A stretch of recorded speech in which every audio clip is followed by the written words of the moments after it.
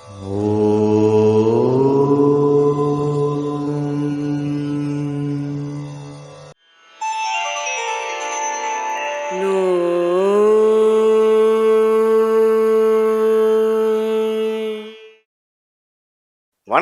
நான் உங்கள் அன்பான சயின்டிபிக் வேதிக் அஸ்ட்ராலஜர் அஸ்ட்ரோ அரண்ஜி பேசுகிறேன். நல்லது நினைப்போம், நல்லதே நடக்கும். இப்போ பார்த்தீங்கன்னா, செப்டம்பர் மாதம் 2024 கன்னி ராசிக்காரர்களுக்கு எப்படி இருக்க போகுதுன்னு நம்ம பார்க்கறதுக்கு முன்னாடி, இப்போ நம்மளுடைய வீடியோஸ்லாம் நீங்கள் பார்த்துட்டு இருப்பீங்க நம்புகிறேன். அறிவியல் சார்ந்த கருத்துக்கள் எந்தவித மூட நம்பிக்கைகளையும் போகாமல் சயின்டிஃபிக் வேதிக் அஸ்ட்ராலஜி முறையில் பார்த்துட்டு இருக்கோம். நம்ம சேனலில் ஃபஸ்ட் டைம் வரவங்க மறக்காமல் சப்ஸ்கிரைப் பண்ணுங்கள், ஃப்ரெண்ட்ஸ் அண்ட் ரிலேட்டிவ்ஸ் ஷேர் பண்ணுங்கள். இப்போ பார்த்தீங்கன்னா, கன்னி ராசிக்கு செப்டம்பர் 2024 எப்படி இருக்கும் பார்க்கும் பொழுது, ஆண்டு கிரகம் என்று சொல்லப்படுகிற குரு வந்து 9ஆம் இடத்திலே நீடித்திருக்கிறார். ராகு 7ஆம் இடத்திலும், கேது ராசிக்குள்ளேயும், சனி 6ஆம் இடத்திலும் எந்தவித மாற்றம் இல்லாமல் அதே இடத்துல தான் இருக்கிறார். வார அல்லது 3 வாரத்துக்கு ஒரு தடவை மாறக்கூடிய புதன், மாதத்துக்கு ஒரு தடவை வரக்கூடிய சுக்கிரன், 1.5 மாசத்துக்கு ஒரு தடவை வரக்கூடிய செவ்வாயோட அமைப்புகளை எப்படின்னு பார்க்கும் பொழுது, 10ஆம் இடத்திலேயே செவ்வாய் நீடித்திருக்கிறார் கன்னிராசிக்கு. ஸோ செவ்வாய் பார்த்தீங்கன்னா 10ஆம் இடத்திலே நீடித்திருந்து வேலை தொழில் விஷயத்துல ஒரு மாதிரியான உத்வேகமும் ஒரு ஆக்டிவிட்டியும் ஃபில்டான ஒரு மந்த்தான செப்டம்பர் மாதம் முழுவதும் செவ்வாய் 10ஆம் இடத்தில் இருக்கிறார். அதே சமயத்தில் ராசிதிபதியாகிய புதன் எப்படி இருக்காருன்னு பார்த்தீங்கன்னா 11ஆம் இடத்துல கடகத்துல இருந்து செப்டம்பர் 4ஆம் தேதியே 12ஆம் இடமா இருந்தாலும் பரவாயில்ல, நட்பு வீடாகி அதுக்கு பிடித்த வீடாமைய சிம்மத்துக்கு வருகிறார்.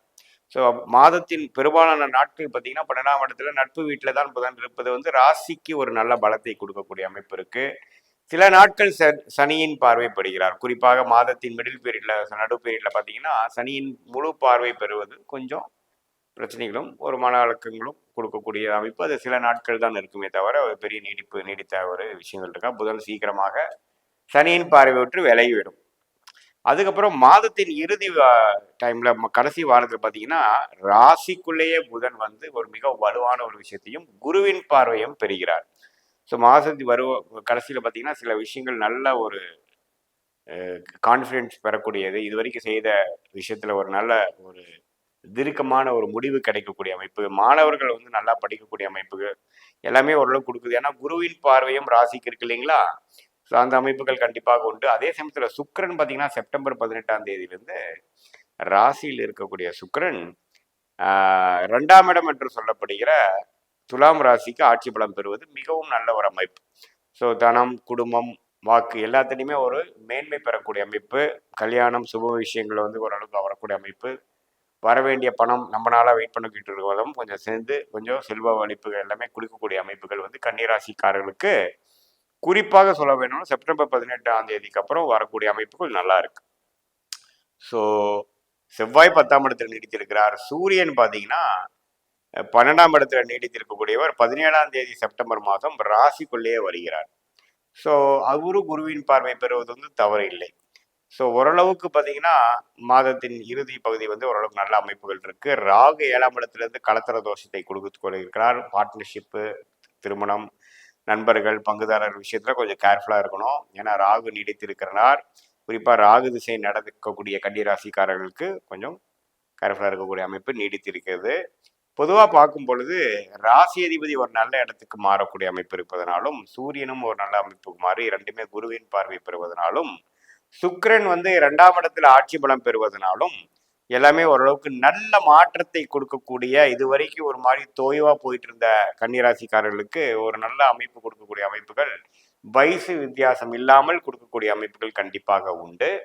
இதனால பார்த்தீங்கன்னா ஓரளவுக்கு சுப விஷயங்கள், தனவரவு, குடுக்கல் வாங்கல் விஷயத்துல, தொழில் விருத்தி, வேலை விஷயத்துல, கல்யாண விஷயத்துல, காதல் விஷயத்துல, உறவுகள் விஷயத்துல எல்லாத்துலேயுமே ஓரளவுக்கு சாதகமான ஒரு விஷயங்கள் கிடைக்குது. மாணவர்கள் வந்து நல்லா படிக்கக்கூடிய அமைப்பு, சில விஷயங்கள் வந்து ஒரு கிளாரிட்டி கொடுக்கக்கூடிய அமைப்புகளுக்கு நிறைந்த ஒரு மாதமாக, குறிப்பாக இறுதி கட்ட செப்டம்பர் மாதங்கள் வந்து கண்டிப்பாக அது கொடுக்கக்கூடியதாக இருக்கிறது. ஸோ தவறு இல்லை. சனி இருக்கும் அமைப்பும் பரவாயில்லை, குரு இருக்கக்கூடிய அமைப்பும் பரவாயில்லைங்கிறதுனால அந்த விதத்தில் எந்த ஒரு பாதிப்பும் இல்லை. ஸோ ஓரளவுக்கு கன்னி ராசிக்காரர்களுக்கு நல்ல ஒரு பலன்களும், ஒரு தன விஷயமா இருந்தாலும் சரி, மன விஷயமா இருந்தாலும் சரி, எல்லாத்துலேயுமே ஒரு உத்வேகமும் ஒரு மேன்மையும் பெறக்கூடிய ஒரு மாதமாக கன்னிராசிக்காரர்களுக்கு இருக்குதுன்னு தெரிஞ்சுக்கணும். இது பொதுவான பலன்கள் தான். அவங்களுடைய தசாபுக்திகள் ஜென்ம ஜாதக பிரகாரம் எப்படி நடக்குதுங்கிறத பார்த்து நல்ல திசைகள் போகும்போது நான் சொன்ன சாதகமான பலன்கள் அதிகமாகவும், ஒரு சுமாரான ஒரு தசைகள் போகும்பொழுது நான் சொன்ன சாதகமற்ற பலன்கள் கொஞ்சம் தூக்கலாகவும் இருக்கக்கூடிய அமைப்புகள் இருக்கும் என்பதை நீங்கள் தெரிந்து கொள்ள வேண்டும். மீண்டும் மற்றொரு காணொலியில் சந்திப்போம். நன்றி, வணக்கம்.